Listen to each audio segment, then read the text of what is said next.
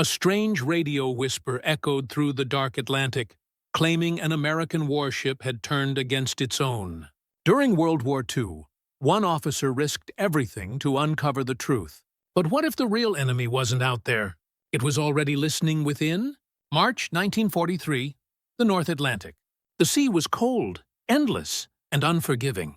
On the bridge of the destroyer USS Portage, Lieutenant Commander Vincent Walsh stood with his headphones pressed tight, eyes fixed on the flickering signal lamp of a distant escort. He had heard every kind of noise a radio could make during his years at sea. Static, code bursts, enemy chatter. But that night, something different bled through the frequencies. It wasn't a distress call. It wasn't coded Allied traffic either. It was something else. A faint voice, speaking English with an almost familiar tone. At first, it sounded like a distorted weather report, but then words cut through the static. Fragments that froze Walsh in place. American ship refuses orders. Crew demanding to turn back. Mutiny spreading through convoy. The signal vanished into static. Walsh leaned closer to his receiver, adjusting the dial until his hands shook. The voice didn't return. Only the dull crackle of the Atlantic's endless noise filled his ears. He logged the incident. Signal received. Unknown source. Content: possible enemy broadcast. Emotional tone: unnervingly calm. Within hours, other ships reported picking up the same transmission. Slightly different versions, but all carrying the same haunting message. Whispers of rebellion within the American fleet.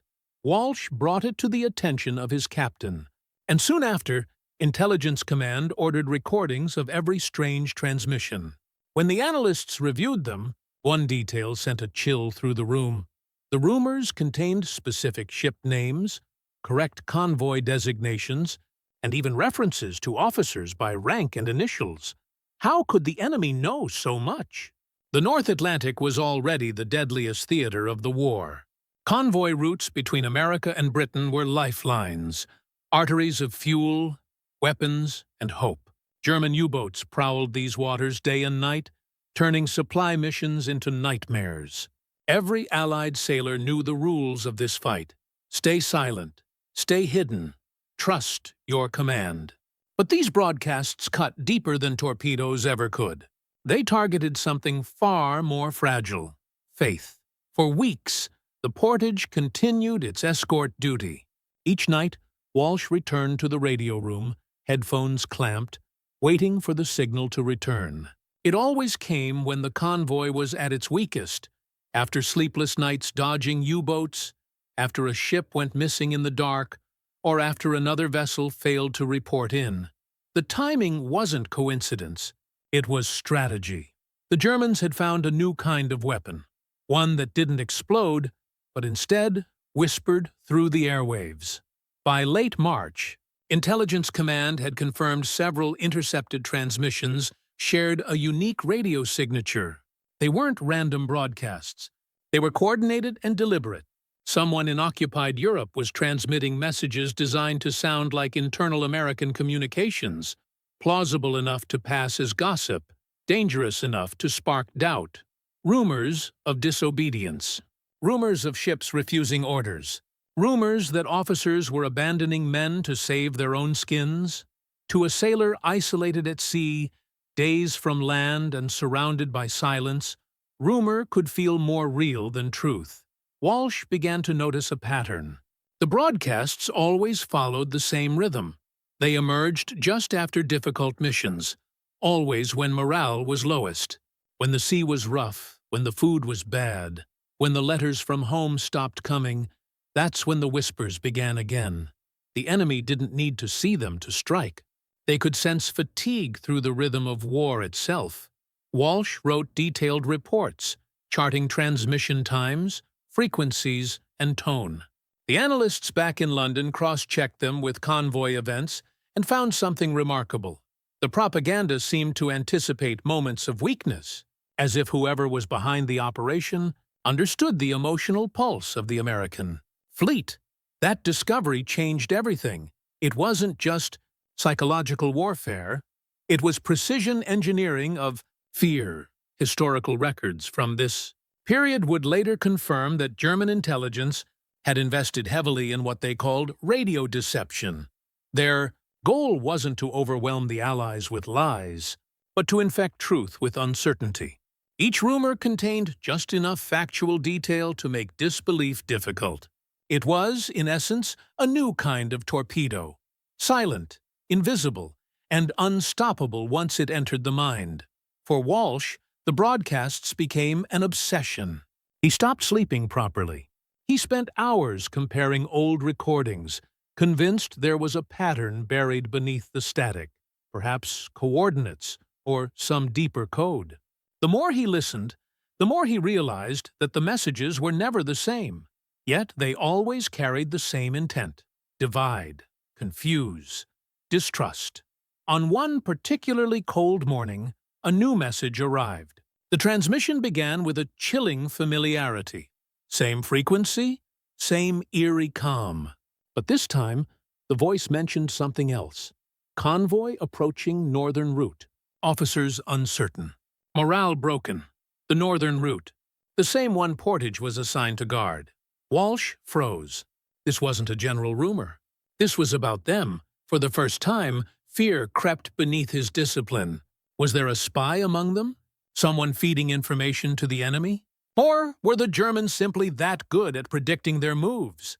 He couldn't answer that question, and that uncertainty, that silence between facts, was exactly where the propaganda lived. By the end of March, Walsh's reports reached Naval Command. They classified the matter as psychological interference. But Walsh didn't see it as mere interference. He saw it as a battlefield, one without gunfire or explosions, only voices, data, and doubt. And those voices were winning. As his ship prepared for another dangerous crossing, Walsh stared out over the Black Atlantic and thought of how strange this war had become. The enemy was no longer just out there, hidden beneath the waves.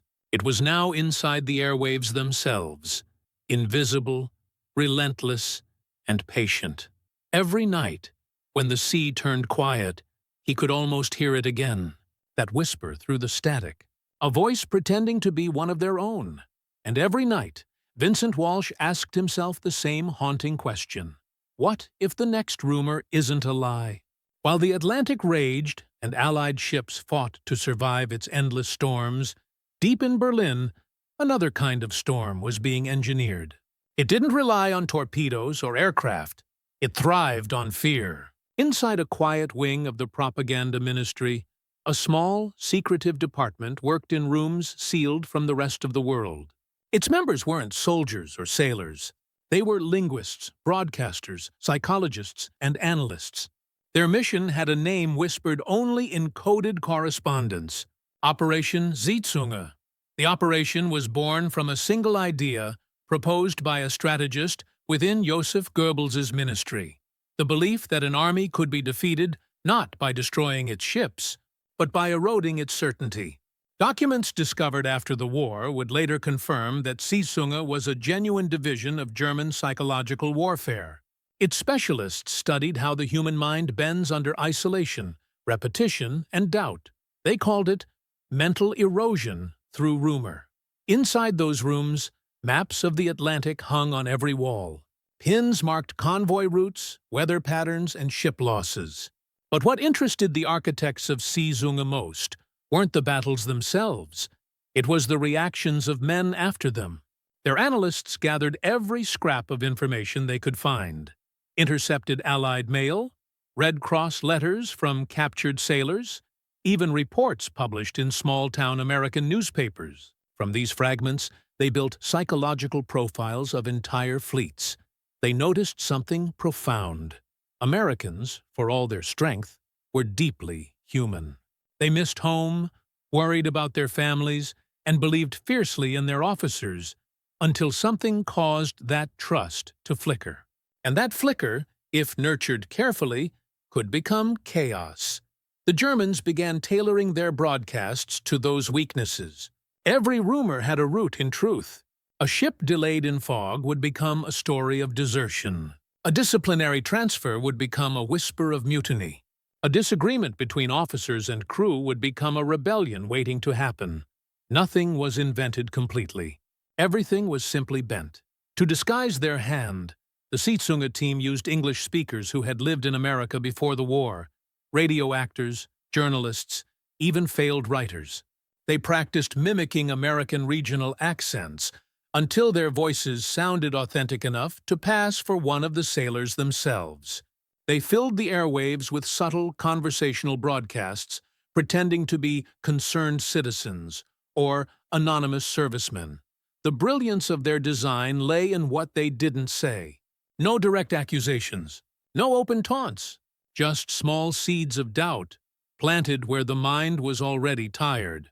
As these broadcasts drifted across the Atlantic, Lieutenant Commander Vincent Walsh began receiving reports from neighboring ships.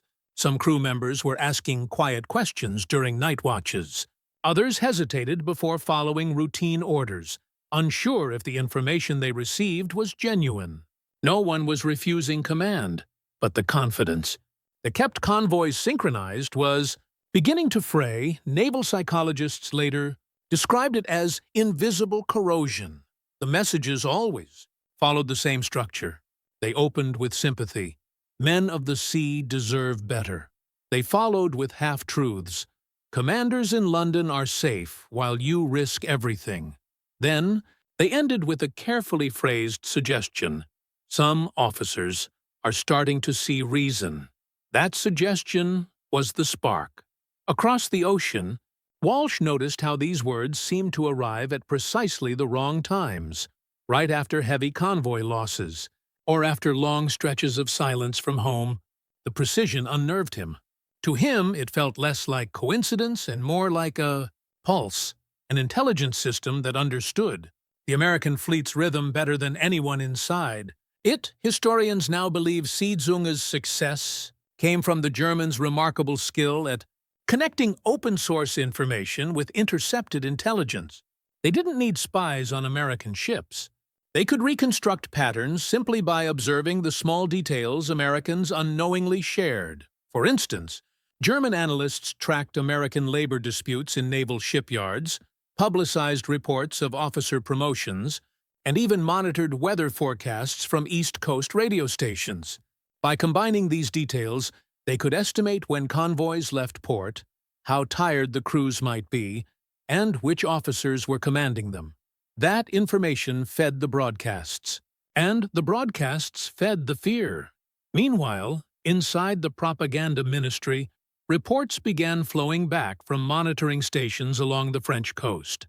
They documented small behavioral changes detected through intercepted Allied communications, delays in responses, hesitations, inconsistent phrasing. To the German architects, this was data, proof that their invisible warfare was working. They began pushing harder. The broadcasts became bolder, though still never aggressive. Some began hinting at secret peace talks. Others suggested that certain American officers had already agreed to save their men by ignoring dangerous orders. In Berlin, the operations director, a linguist named Dr. Erich Reinhardt, marked every success with clinical detachment. His team believed they were rewriting the rules of war. No need for fleets or weapons when the enemy could be made to distrust itself. Reinhardt's reports, found decades later, revealed how meticulous he was. He kept psychological charts predicting how long it took for rumor to manifest as hesitation and how long hesitation took to manifest as breakdown. To him, the American Navy was a machine, one that could be dismantled from the inside out with nothing more than a voice and a microphone. Back in the Atlantic, Walsh's superiors dismissed his growing concerns as paranoia. The Navy had no doctrine for fighting words. Yet, in those months of 1943, something subtle began changing. Ships that once trusted every order started double-checking them. Radiomen hesitated before transmitting, fearful of being deceived. Even commanders began monitoring their own communications, suspicious of their crews and themselves. And the architects of Seetsunga knew that once trust was gone, the fleet would collapse without a single shot fired. But what they hadn't anticipated was that someone like Vincent Walsh, Meticulous, persistent, quietly relentless, was tracking every transmission, searching for the invisible fingerprints behind them. Because while Germany believed it had found a way to poison truth itself, Walsh was beginning to understand that the antidote might lie in seeing the pattern beneath the chaos. The next broadcast would confirm it. The contagion wasn't random. It was spreading with purpose, and he was standing right at the edge of it. March faded into April, and the Atlantic only grew darker. Convoy after convoy pressed through gray waves and colder nights, while beneath the surface, the enemy hunted unseen. But somewhere above the ocean, another predator moved, not made of steel, but of sound. And its reach had begun to spread, far beyond a single ship. Lieutenant Commander Vincent Walsh had started his investigation quietly. At first it was only curiosity, a technical mystery. But soon it became an obsession. He charted every instance of the strange broadcasts, cross-referenced every rumor, and found the same chilling pattern repeating across the fleet. Ships scattered thousands of miles apart were receiving nearly identical transmissions. The messages were never exactly the same, but their rhythm and phrasing were unmistakable, and their effect was measurable. Discipline logs began showing subtle irregularities. Nothing dramatic, no outright disobedience, no open rebellion, but small fractures where once there had been solid trust. Orders repeated twice instead of once. Night watches changed without clear explanation. Sick bay visits increased, though no one could name what ailed them. Officers began reporting sailors who seemed anxious, distracted, even distrustful of routine communication from command. It was as if something invisible had entered their minds and rewired the way they listened. Walsh's reports to intelligence were growing longer, more urgent. He had no proof of sabotage, yet he knew something was corroding morale. He called it the contagion, not of disease, but of doubt. It started with a single question. What if they're telling the truth? Because some of the rumors were true. That was the most terrifying part. The transmissions sometimes mentioned real events before official reports reached the fleet. One message spoke of a ship that turned back due to loss of command. Hours later, a destroyer indeed had to retreat after its captain collapsed from exhaustion. Another broadcast described a convoy broken apart by fear. That same week, severe weather scattered several Allied ships across hundreds of miles. No one outside naval intelligence was supposed to know those details. Yet somehow, the enemy did. The rumors didn't just spread lies, they infected truth itself. Walsh began losing sleep. He read through every decoded report, every piece of intercepted radio chatter. He started to notice recurring words: trust, orders, reason, sacrifice. Simple, human words, spoken with precision and rhythm that made them echo long after the signal ended. He began hearing them even when the radio was silent, like echoes left behind in his mind. The contagion wasn't limited to the lower ranks either. Officers whispered quietly in mess halls, wondering how much the Germans really knew. Some began altering radio routines, fearing that standard frequencies were compromised. One even suggested that intelligence itself might be leaking information to justify tighter control. That was the genius of the operation. It didn't just make men doubt their orders, it made them doubt each other. By mid-April, the Portage was escorting another convoy across what sailors called the Black Gap, a deadly stretch of the North Atlantic beyond air cover. Every man aboard knew that once they entered that zone, they were alone. It was the perfect time for another transmission to strike. At 0200 hours, Walsh's receiver picked up the signal again. The voice was calm, conversational, and eerily American. It spoke as though it belonged among them. Why follow orders that lead only to the deep? Why trust officers who never see the danger firsthand? The men of the Portage know what's happening. They see the truth now. Walsh froze. The name of his ship, spoken clearly, confidently. He logged the event, but his handwriting trembled. That night, the crew whispered across the corridors. Some swore the message was just coincidence. Others looked at each other with silent suspicion. The next morning, during a sonar contact alert, hesitation struck for the first time. A delay of seconds. No one refused an order, but no one moved instantly either. The men on the guns waited for confirmation, wanting to be sure. In the Atlantic, seconds were life. The hesitation nearly cost them a ship. Walsh realized the enemy had succeeded in doing what torpedoes never could. They'd created pause. And in war, a pause could be fatal. He compiled his findings and sent an encrypted report to command, marking the incident as psychological interference with operational consequence. It was the first official acknowledgement that propaganda had influenced combat readiness. Behind closed doors, the Navy began forming a small internal task group to trace the source. But every lead Walsh followed turned to smoke. Radio signals bounced unpredictably across the ionosphere, distorting direction. Each transmission seemed to come from somewhere new. France one day, Norway the next. Sometimes even neutral countries. Then came a deeper discovery. A young intelligence officer noticed that some rumors referenced crew rosters, transfers, or personal disputes that had never been publicly disclosed. That suggested insider knowledge, or something very close to it. Was there a traitor within the fleet? The question spread like fire through dry wood. For the men at sea, it became a nightmare. Suddenly, everyone could be a suspect.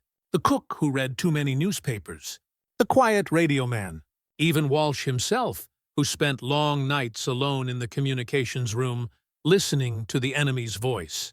The paranoia was contagious. It mirrored the enemy's intent perfectly. Later analyses would label this tactic gray propaganda, information that blended truth and lies until they were indistinguishable. The Germans made their broadcasts sound neutral, even friendly, to bypass suspicion. Some of their announcers claimed to be Americans who had seen the truth and only wanted to warn others. To a weary sailor thousands of miles from home, that voice could sound like reason. Real-life intelligence archives from the era confirmed that several German radio stations operated under false American identities. Their goal wasn't only to demoralize, but to create confusion about who was speaking. Walsh was beginning to understand that was the true danger, not the message, but the uncertainty of its source. As April drew to a close, Walsh's reports grew darker. He noted increased fatigue across crews, unexplained delays, and heightened arguments over trivial matters. A subtle erosion of unity. The Navy was still winning battles, but something invisible was gnawing at its discipline. The contagion had done its work. It had made sailors question not just their leaders, but their own thoughts. In his personal log, Walsh wrote a single line that would later be found circled in red. The greatest danger at sea is not what we can't see. It's what we start to believe. And in the following weeks, that belief would push him to the edge of paranoia and discovery. Because the next transmission would contain a detail so precise, so impossibly accurate, that it would force him to confront an unthinkable question. Was the enemy predicting their every move, or watching them from within? May 1943. The Atlantic looked deceptively calm, but under its surface, chaos waited. The Battle of the Atlantic had entered its most perilous phase. U-boats were everywhere, and Allied ships were stretched thin. In this grim setting, the destroyer USS Portage was reassigned to a critical convoy mission, one that would test not only steel and skill, but the fragile threads of morale holding the crew together. For Lieutenant Commander Vincent Walsh, the new orders came with a sense of foreboding. He had tracked the strange broadcasts for months now, and they had grown bolder, sharper, more personal. Each message seemed to anticipate his ship's movements, as if an unseen hand were guiding the enemy. Days before departure, as the Portage refueled in Halifax, the rumor war intensified. Sailors across multiple ships reported hearing nearly identical transmissions. The voice, calm, sympathetic, and unnervingly American, spoke of the upcoming convoy as a suicide run. It claimed the Germans already knew their route, that the officers would sacrifice their crews to protect intelligence cargo, that those who chose reason might still survive. None of it was verified, but it spread faster than truth could catch up. By the time the convoy prepared to depart, Walsh could feel the tension like static in the air. Men who once laughed through storms now sat in uneasy silence. Every delay, every unexpected command, every missing signal from headquarters fed their uncertainty. Even Walsh wasn't immune. He couldn't shake the thought, how did the enemy always seem to know? He revisited every radio log, every recorded frequency. Nothing connected. No single transmitter repeated twice. It was as if the enemy's signal moved like smoke, appearing only when fear did. And fear was everywhere now. The convoy, 30 merchant ships guarded by 6 escorts, departed under a gray dawn. The ocean stretched empty, the horizon a blur between water and sky.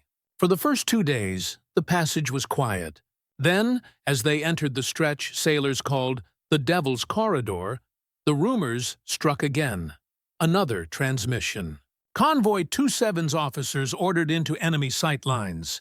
The men will not return. Why die for those who hide behind maps and radios? This time, the message wasn't just intercepted. It was heard by multiple ships simultaneously. Someone had boosted the signal. It was almost as if the Germans wanted to be heard. The following hours brought subtle but devastating shifts. Radio men double-checked even routine commands. Gunners hesitated before confirming firing positions. Junior officers whispered that command was hiding something. Walsh documented everything, but each report only deepened his unease. His shipmates had started avoiding him. They called him the man who listens to ghosts. Even the captain grew wary of his constant vigilance, suspecting that Walsh's obsession might be fueling the very doubt he was trying to destroy. Still, Walsh persisted. The pattern, he believed, was deliberate. Every major broadcast followed a convoy disaster, or preceded one. And now, the broadcasts were following them. That night, while the convoy moved in formation under blackout conditions, sonar picked up a faint contact. The men prepared for action. Depth charges were armed. Sonar operators waited for Walsh's confirmation. Then, another signal came through Walsh's receiver. Clear, deliberate, and mocking. You're hunting shadows. Your officers know the truth. You won't return from this sea. The timing couldn't have been crueler. The sonar operator hesitated. Walsh froze. For a moment, the room filled only with static and breathing. Then came the unmistakable sound. Torpedo alarm. A U-boat had fired first. The portage narrowly evaded, dropping charges seconds too late. The blast rattled the ship, shattering glass and nerves alike. The convoy scattered for hours in chaos. And in that chaos, 2 merchant ships went missing. No one blamed the propaganda directly, but every man aboard knew what had happened. Those few seconds of hesitation, born from doubt, born from the voice, had cost lives. Afterward, Walsh stood alone in the radio room, staring at the silent equipment. The static seemed to whisper even when the power was off. He felt responsible, though he hadn't hesitated himself. It was his war now, invisible, personal, and unbearable. He wrote a report marked Urgent, Psychological Contagion Confirmed. In it, he described the broadcasts as weaponized timing, information synchronized with U-boat operations. It was too precise to be coincidence. Somewhere, somehow, German naval intelligence was coordinating with their propaganda units, blending physical and psychological warfare into one deadly force. For the first time, command took him seriously. A classified memo circulated through Allied channels describing enemy psychological coordination through real-time transmissions. Few believed it entirely, but no one could deny the growing pattern. Morale dropped, hesitation increased, and convoy performance faltered whenever the mystery broadcasts appeared. May 1943 became one of the costliest months of the Atlantic campaign. Historian accounts confirm that this period saw the highest Allied losses to coordinated submarine attacks. But beneath those numbers lay another casualty: trust itself. Sailors began to censor their own speech, fearing their words might reach the enemy. Officers became guarded in briefings, withholding details even from their own men. Every strange glance, every pause on deck, carried weight. The enemy had turned faith into suspicion, yet amid the chaos, something inside Walsh shifted. For months, he'd fought the voice reactively, chasing signals, decoding words, trying to understand what they said. But now he realized the real battle wasn't about content at all. It was about timing. The Germans weren't trying to convince. They were trying to predict, to anticipate emotion itself. The next morning, Walsh set up an experiment. He began logging the timing of each broadcast against weather reports, convoy schedules, and known U-boat movements. Slowly, a pattern began to emerge. The transmissions aligned with periods when Allied ships were most vulnerable, not strategically, but emotionally. After nights of loss, after ships went silent, after the ocean felt heavier, that was when the voice returned. It was precision psychological warfare. The Germans didn't just attack ships. They attacked spirit. As May came to an end, the portage limped back to port. The convoy had survived, barely. The men looked exhausted, older than their years. They had faced storms, submarines, and silence, but the worst enemy had been the one they couldn't see. Walsh's final entry for that mission read, "The broadcasts aren't designed to destroy morale. They're designed to measure it. The enemy knows when we hurt, and that's when they speak." The realization would drive him deeper than ever into the mystery, into a search for the invisible hands behind the whispers, the architects who understood the mind as well as the ocean.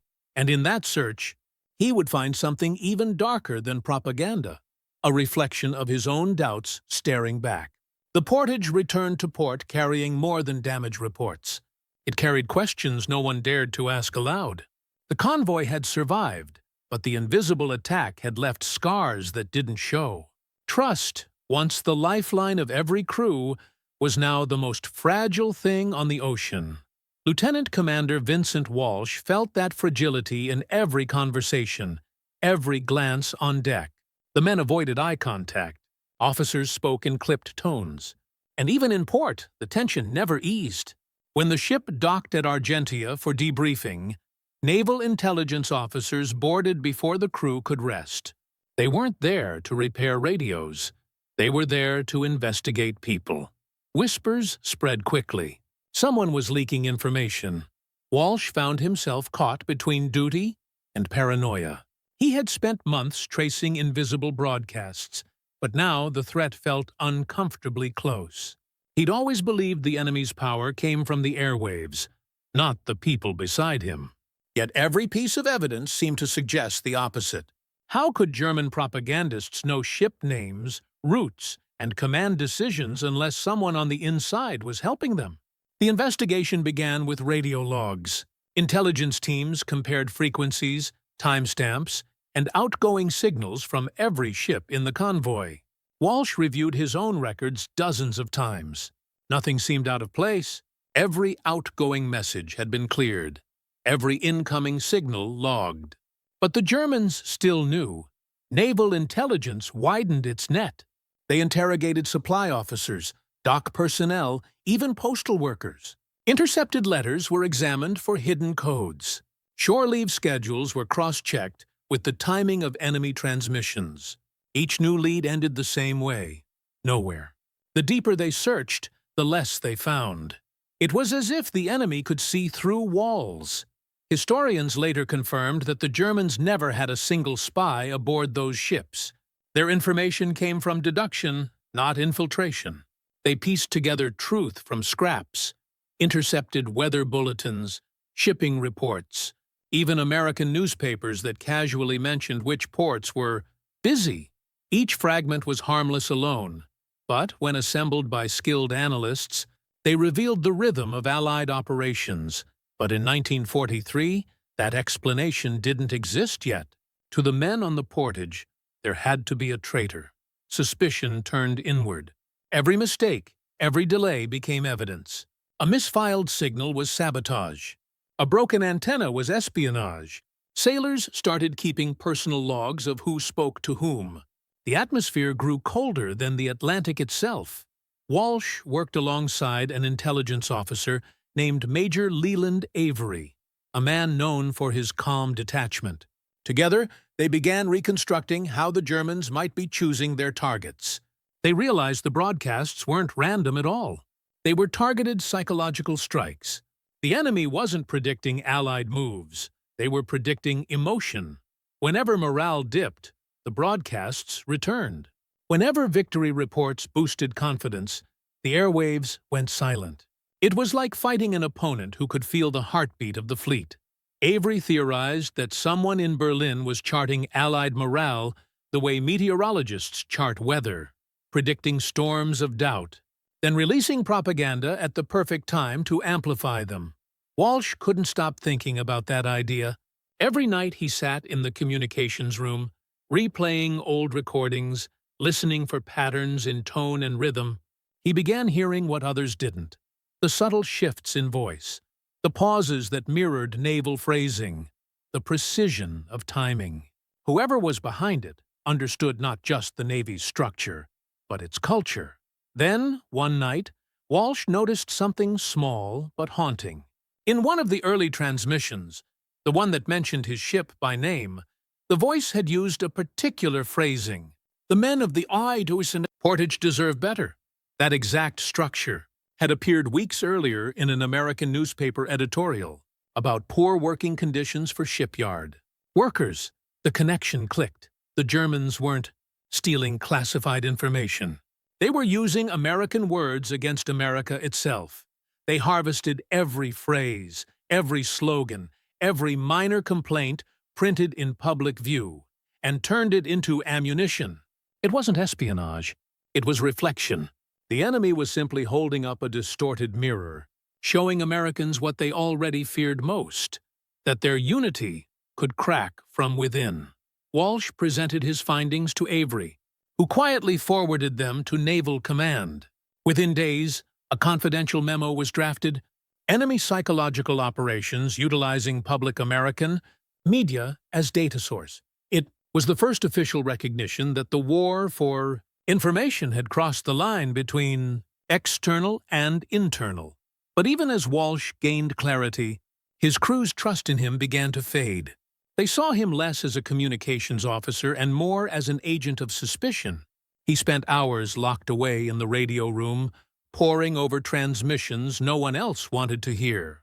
He questioned everyone's reports, demanded access to private letters, and reviewed logs long past midnight. Some of the men began to whisper that Walsh himself was the leak. He didn't blame them. He could feel how far he'd drifted from the camaraderie that once defined life aboard ship. The hunt for truth had turned into a mirror maze. Every path led back to his own reflection. Historical records describe similar psychological fractures during this period. Entire crews grew divided under the weight of unseen threats. Counterintelligence officers called it the fog within. It wasn't caused by lies alone, but by the inability to separate lie from truth. One night, while reviewing transmissions in a dim cabin, Walsh experienced something he would later describe in his report as the turning moment. A low-frequency signal came through, weaker than usual, filled with static. But within that noise, he heard a faint repetition of his own previous broadcast frequencies, like an echo of his ship's internal codes.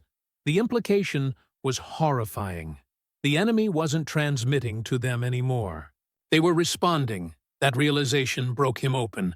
This wasn't random interference. It was interaction. He rushed the evidence to Major Avery, who analyzed the recording and confirmed what Walsh already suspected. The Germans had begun incorporating intercepted Allied signals into their broadcasts. They were using America's own communications patterns as camouflage, blending lies with echoes of truth so convincingly that even Allied equipment couldn't always distinguish the difference. It was the psychological equivalent of wearing the enemy's uniform. After that, Walsh couldn't look at his radio the same way. Every message, even those from command, seemed suspect. He double-checked every transmission, triple-checked every confirmation. Sleep became impossible. But in the middle of that paranoia, an idea began to take shape, a dangerous, desperate one. If the Germans could use truth to create lies, perhaps the Americans could use lies to expose the truth. It was an inversion that would define the next chapter of his mission and lead to the first deliberate American counter-propaganda strike of the war. The idea began as a whisper in Vincent Walsh's mind. Dangerous, untested, but impossible to ignore. For months, he had been reacting to the enemy's invisible war. Every message, every rumor, every distorted voice had put him on the defensive. But now, for the first time, he considered fighting back. Not with depth charges or guns, but with deception itself. By late May 1943, the U-boat threat remained brutal, but the tide of intelligence was shifting. The Navy had begun taking Walsh's reports seriously. His theory that German propaganda units were coordinating with submarine operations had been confirmed through pattern analysis. American intelligence knew the Germans were listening, but no one had yet figured out how to make that work against them, until Walsh proposed something audacious. He called it reverse interference. The idea was simple in concept, perilous in practice. If the Germans could poison truth with lies, then the Allies would feed them lies that looked like truth. False transmissions, carefully timed and subtly phrased, would lure the enemy into believing things that weren't real. Convoy routes that didn't exist, ship names that were fabrications, coded signals that led to nowhere. But this wasn't about misinformation alone. Walsh wanted to hit the Germans where it hurt most, their confidence in their own intelligence. The plan took shape in a dim room at Allied Naval Intelligence Headquarters. Walsh sat alongside cryptographers, linguists, and counterintelligence officers. They analyzed every intercepted German broadcast, tracing its tone, style, and structure. What they noticed was extraordinary. The German propagandists mirrored Allied phrasing so closely that their broadcasts often sounded indistinguishable from American transmissions. That would be their weakness. Walsh proposed broadcasting false signals that followed the same emotional rhythm: fatigue, doubt, concern, but ending with quiet resilience. They wouldn't sound heroic or obvious. They would sound real. The Germans, listening closely, would assume they had intercepted genuine morale reports and base their operations around them. It was a psychological chess match. Naval Command approved the experiment under strict secrecy. Only a handful of officers knew of it. Walsh was placed in charge of coordination, a remarkable responsibility for a communications officer once dismissed as paranoid. The operation began in early June. Using a remote coastal station in Newfoundland, Walsh's team transmitted a series of shortwave signals that imitated genuine Allied communication traffic. The content was simple but designed with precision. One message spoke of convoy delays due to supply issues. Another mentioned rerouted cargo through southern lanes. A third hinted that new anti-submarine technology was being tested in uncharted waters. None of it was true. Within days, intelligence intercepts confirmed that German U-boat movements had changed course, precisely in response to the fabricated data. The deception had worked, but the success came with a strange kind of unease. Walsh realized that to fight propaganda, he now had to become part of it. His words were no longer tools of truth, but instruments of manipulation. The same craft he once despised, he now wielded. As the counter-operation expanded, a curious pattern emerged. The German broadcasts grew uncertain. Where once the voices spoke confidently of Allied failures, they now began questioning themselves. Conflicting reports, they said. Inconsistent orders. Unreliable sources. It was working. The more the Americans distorted their own signals, the more confused the German propagandists became. Their confidence, once their sharpest weapon, began to fracture. Intelligence records later confirmed that by mid-1943, several German psychological units reported data inconsistency in their Atlantic analyses. They could no longer separate authentic Allied transmissions from fakes, but the danger of deception is that it rarely stays contained. Back aboard the Portage, Walsh began noticing side effects. His own crew, unaware of the larger plan, intercepted fragments of the false messages and took them at face value. Some believed the Navy really was rerouting convoys or developing secret weapons. Rumors multiplied. The same uncertainty Walsh had once fought against was now being born from his own counterattack. He had turned the weapon around, and it was beginning to turn on him. Still, the broader mission succeeded. In late June, during another convoy run, the Germans launched an ambush against what they believed was a heavily armed Allied group sailing through the southern corridor. In reality, it was empty ocean. U-boats wasted torpedoes on phantom targets, exposing their positions to Allied patrol aircraft. For the first time, the propaganda war had drawn blood, not with lies that weakened Americans, but with lies that misled Germans. When the reports reached command, Walsh was quietly commended. His name wasn't publicized, his work not recorded in official communiques, but within intelligence circles, the operation was hailed as a turning point. Yet, victory brought no relief.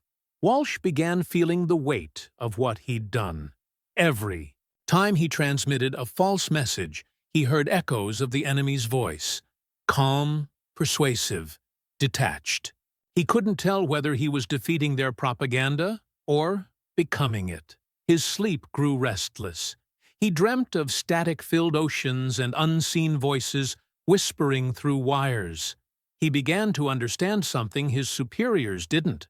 Once truth is weaponized, it never truly belongs to anyone again. Still, he pressed on. The stakes were too high to stop. The next operation pushed the deception even further, fusing real mission updates with fabricated details to keep the Germans off balance. It required absolute precision, if even one.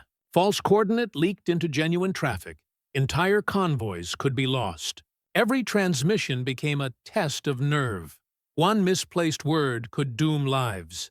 In his personal notes, Walsh wrote, "We've learned to fight ghosts by becoming ghosts ourselves." By the end of June, German propaganda stations had grown erratic. Their messages became scattered, filled with contradictions.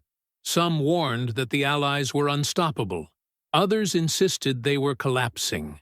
The unified voice that once haunted the Atlantic was now fragmented, uncertain. For the first time in months, silence returned to the frequencies. But the silence didn't comfort Walsh. It unnerved him. Silence, he knew, could mean only one thing, that the enemy was adapting. He'd seen enough of war to understand that no advantage lasted long. The Germans would study this deception, learn from it, and evolve. He was certain the next move would be more cunning, more unpredictable. And he was right. Because as June turned to July and Allied morale began to recover, a new kind of transmission surfaced, one that didn't threaten or discourage. It praised. "You've done well," the voice said softly through the static. "But your leaders will take the credit. They always do." It wasn't a lie. Not entirely. And that was what made it dangerous. Walsh stared at the receiver in silence. He had entered a war where truth and falsehood no longer stood on opposite sides. They circled each other endlessly, each pretending to be the other. The counterstrike had worked. The balance was shifting, but the price was clarity itself. June turned to July, and for the first time in years, the Atlantic began to feel different. The convoys were still hunted. The U-boats still lurked. But something subtle had shifted beneath the chaos. The rhythm of fear had changed. The voice that once haunted the airwaves now faltered, uncertain, like a predator losing its trail. Lieutenant Commander Vincent Walsh saw the change first through numbers, not emotion. Transmission reports dropped. German broadcasts became inconsistent, delayed, almost hesitant. The once perfect synchronization between U-boat attacks and psychological messages had fractured. Somewhere inside the enemy's system, confusion had taken root. His counter-operations, the carefully crafted lies and deceptive radio chatter, had worked. But more importantly, something even more powerful was beginning to take shape across the Allied fleet: belief. It started quietly. After the disastrous spring, convoy escorts began returning home more frequently. New radar systems, improved air coverage, and coordinated tactics started turning the tide of battle. German submarines that once attacked freely were now being hunted. The ocean that once belonged to the enemy was shifting back to Allied control. And with every successful crossing, the whispers lost power. Walsh noticed it in the men's faces. The same sailors who once questioned orders now joked on deck. The radio men who once feared interception now transmitted with steady voices. Even the night watches felt lighter. The silence that had once been filled with invisible enemies now carried something else. Trust, propaganda, he realized, thrived only in uncertainty. Truth didn't need to shout, it only needed to endure. Still, Walsh didn't let his guard down. He continued monitoring transmissions daily, logging every signal, every anomaly. The Germans hadn't stopped. They had simply changed tactics. The new broadcasts were no longer about mutiny or despair. They were subtle, almost philosophical. "You have endured," the voice said one night. "But for what? The war never ends for men like you." It was psychological precision, a last attempt to plant seeds of exhaustion. Walsh recognized it immediately. The Germans had shifted from attacking morale to attacking meaning. They were now targeting the weary hearts of men who had already survived too much. But this time, the effect wasn't the same. The sailors who had endured the worst no longer doubted their purpose. They had seen what survival felt like. They had learned that lies faded faster than courage. Every rumor, every broadcast now met with quiet dismissal. The Germans had overplayed their hand. The turning point of the Atlantic War wasn't marked by a single battle, but by something more intangible: the moment sailors stopped listening. Historical records confirm that by mid-1943, Allied forces had begun gaining dominance. Technological advancements like improved sonar and long-range aircraft closed the Black Gap, the region of the Atlantic once beyond air patrol. Convoys that had once sailed blind now traveled with protection overhead. U-boat losses surged, forcing the Germans to retreat and regroup. For Walsh, it was vindication. Months of sleepless nights, paranoia, and invisible combat had finally revealed their worth. His counterintelligence operation had played a small but vital role in shifting psychological momentum. Allied command credited the success to technology and tactics, but Walsh knew there was another battlefield, one that couldn't be measured by tonnage or charts. He had witnessed a fleet learn how to fight lies, and yet, even in victory, the cost was visible. Many sailors still carried the quiet fatigue of men who had fought not only the enemy, but their own minds. Some never fully trusted radio transmissions again. Some couldn't sleep without static in the background. Walsh himself had grown distant, more analytical than ever. The war had sharpened his senses, but dulled his peace. As July progressed, reports confirmed what the Allied High Command had long hoped for.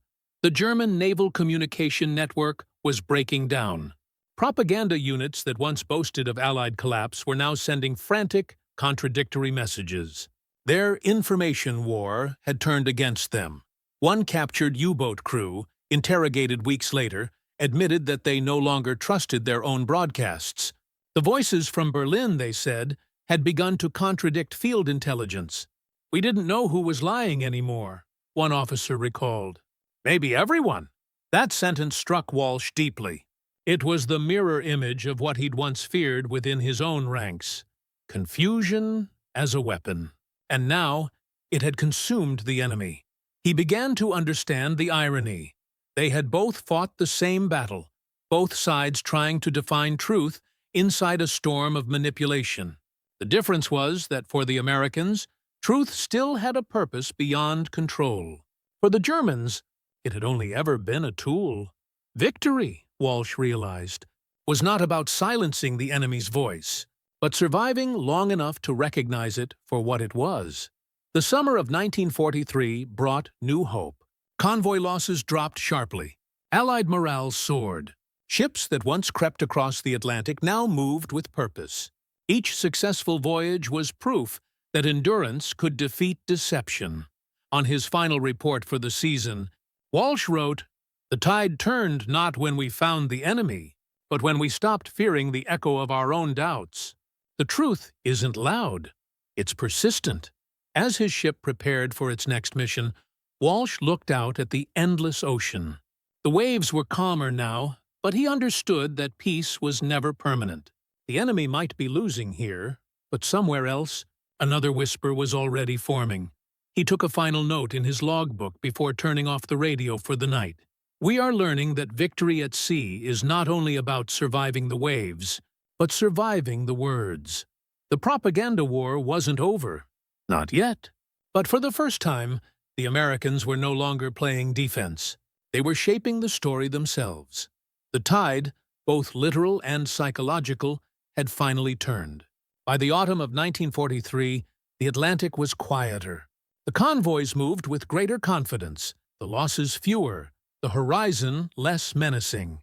But beneath that calm surface lay something far more difficult to measure: the unseen cost of the war no one could name.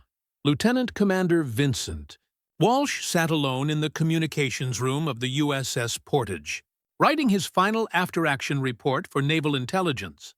The hum of the equipment filled the silence, and though the frequencies were now clear of enemy voices, the echoes of those whispers still lingered in his mind. The Atlantic campaign was turning in favor of the Allies. But victory, Walsh realized, had not come free. It had left scars invisible to history, the kind that don't show up in casualty counts or battle maps. He thought of the men who had served beside him during the worst months of the propaganda war. Many of them survived the physical fight, but had lost something essential inside themselves: trust. Some could no longer tell whether the orders they heard were real. Others grew suspicious of anyone who asked questions. They had been trained to listen for lies until they began hearing them everywhere. Official reports described it clinically as operational fatigue. Walsh knew better. It was the residue of doubt, a slow erosion of certainty that even victory couldn't wash away. One sailor, once cheerful and steady, requested transfer to shore duty after months of escort missions. His reason: "I don't trust the silence anymore." Another refused to work near the radio, saying the static felt too alive. Dozens were quietly relieved of duty for nervous exhaustion, their careers quietly ending not from battle, but from belief. The Navy never spoke of it publicly. Psychological warfare wasn't the kind of story told in newspapers. It was too abstract, too unsettling. How do you honor men who fought ghosts? Walsh's own condition wasn't better. He could no longer listen to a transmission without analyzing its tone, searching for manipulation. Even simple conversations carried hidden meanings in his mind. Sleep had become elusive. He replayed old recordings in his head, convinced there were patterns he'd missed, messages hidden beneath the static. The propaganda had stopped, but its imprint remained. When intelligence officers debriefed him after the campaign, they congratulated him for his contribution to the counter-propaganda effort. They spoke of innovative information strategy and psychological adaptability. Walsh nodded through it all, but deep inside, he felt no pride. He knew what it had cost, not in ships or ammunition, but in the minds of men. He recalled the day his counter-operations began to work, the moment the enemy broadcasts faltered. The first sign of doubt in the German voice? That should have felt like triumph. Instead, it had felt hollow. Because to beat them, he'd had to become like them, crafting lies to protect truth, bending morality to preserve morale. It was a paradox he couldn't escape. In fighting deception, he had learned how seductive it was, how easily it could justify itself in the name of survival. Historians later noted that the invisible wounds of the propaganda war were some of the most lasting. Sailors returning home found it difficult to explain what they'd fought. There were no battle medals for endurance, no parades for silence. They simply carried the war inside their thoughts. Some struggled to adjust to peace. They mistrusted the news, doubted government statements, and questioned every official report. To them, words had become weapons, and once you've seen a weapon used, you never look at it the same way again. Walsh's own family noticed the change. Letters from home spoke of his distance, his quietness. His replies grew shorter, colder, more methodical. When the war finally ended, he would return home a decorated officer, but a hollow man, someone who had spent too long listening for lies to believe in simple truth anymore. He often wondered how many like him existed across the Allied fleets. Men who had served not on the front lines, but on the frontiers of thought. Men who had fought an enemy they couldn't touch, couldn't see, and could never truly defeat. The Navy's official post-war summary of the Atlantic campaign listed casualties, tonnage sunk, and ships lost. But buried deep in the appendices, under the section titled Intelligence and Communications, a small paragraph noted, "Reports of morale interference through foreign broadcasts were recorded across multiple convoys. Counterintelligence measures were developed to mitigate psychological disruption." That single line was all that history would say about the war Walsh had fought. Yet for him, it was the most important line of all. It meant someone had noticed that the ghosts of static and rumor had not gone entirely unseen. In his final entry for 1943, Walsh wrote, "We learned that war doesn't end when the shooting stops. Some battles echo in silence, inside the minds of those who had to listen." He paused before signing his name, staring at the empty space beneath the words. Then, slowly, he added one final sentence, a thought that would haunt him for years to come. "The price of fighting lies is learning how easily truth bends when survival depends on it." Outside his cabin, the Atlantic stretched endlessly beneath the stars, calm now, almost peaceful. But to Walsh, the silence was never truly quiet, because he knew that somewhere, on some forgotten frequency, another whisper was already waiting. The war ended, but for Vincent Walsh, silence never felt like peace. In the years that followed, he returned to a quieter life, working in a civilian communications post in Washington. Yet the static still followed him. Whenever a radio hummed to life, his mind drifted back to the North Atlantic, to the coded voices that once lived inside the noise. Then, in 1946, a telegram from Naval Intelligence summoned him back for a debriefing. The Allies had begun cataloging captured German archives, boxes of files taken from bunkers in Berlin and Flensburg. Among them were documents labeled Seezunge. Walsh's heart sank as he opened the folder. The papers confirmed everything he had once suspected. Operation Seezunge had been real, not an improvised project, but a massive, coordinated program under Goebbels's propaganda ministry. Reports, charts, and transcripts detailed every aspect of their psychological campaign against the Allied fleet. They had recorded the names of convoys, ship movements, and even individual officers. And there, buried in one report, was his own. USS Portage, Latir CMDR, Vincent Walsh, Communications Monitoring. Susceptible to rumor spread. Recommended for study. The words hit harder than any explosion he had endured. He hadn't just fought their propaganda. He had been part of it. Observed, measured, and used as data. Every reaction he'd had, every report he'd sent, had likely confirmed for them that their broadcasts were working. Still, deeper in the file, something else caught his attention. A summary of enemy reaction to Allied counterinterference. The Germans had documented their growing confusion during the summer of 1943, uncertainty about false signals, conflicting reports, and inconsistent morale indicators. The entry concluded, "American counterintelligence has disrupted our timing. Operations suspended indefinitely." Walsh exhaled slowly. His counterstrike had mattered more than anyone realized. The lies he'd crafted had turned back on the deceivers themselves. Over the next few weeks, he read hundreds of pages of interrogation transcripts from captured German propagandists. Many insisted they had only followed orders, never realizing how much damage their broadcasts had done. Others admitted their real fear, that in mimicking the Americans so closely, they had begun to believe the very things they said. It struck Walsh deeply. The line between truth and manipulation had blurred for them, too. Years later, during the early days of the Cold War, the lessons of Operation Seezunge resurfaced. American intelligence agencies studied its methods, adapting its psychological strategies for the new global contest of ideology. Walsh, though never officially credited, saw echoes of his own experiences in every new headline about information warfare and propaganda. Broadcasting. He often wondered if humanity had truly learned anything, or simply perfected the same deceit under new names.